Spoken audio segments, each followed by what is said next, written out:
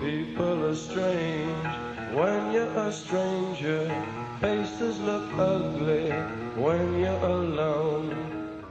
During this time, in the mid-60s, you know, the Flower Children was the big deal, you know, and all of my friends that I met. I lived in Laurel Canyon at that time, which was the hotbed of that whole music and hippie scene at that time. And I lived with my roommate and good friend, Bob Klein, who was a photographer and did a lot of great album covers. And we had a house on a street right behind the only market there. So it was a stopping off point for everyone. And every day people would come in and out.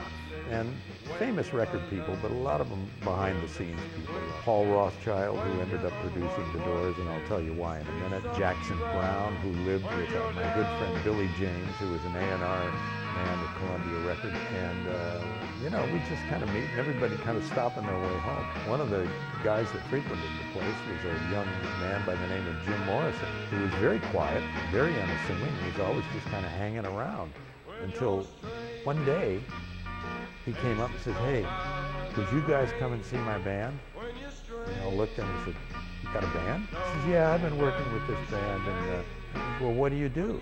He says, "Well, I wrote some of the songs and I sing a little bit." And we're like, "Really? What do you call it?" He said, "Well, it's called The Doors." I said, "Well, where are you working?" Well, now their first gig was at a place called Ciro's, the old famous nightclub which had been converted to rock and roll. Well, it was myself and Klein and Paul Rothchild.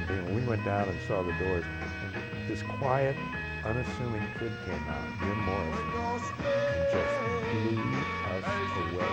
He was a monster on the stage, an absolute monster. Paul Rothchild got him and signed him and to Elektra Records, and it was incredible. What a story.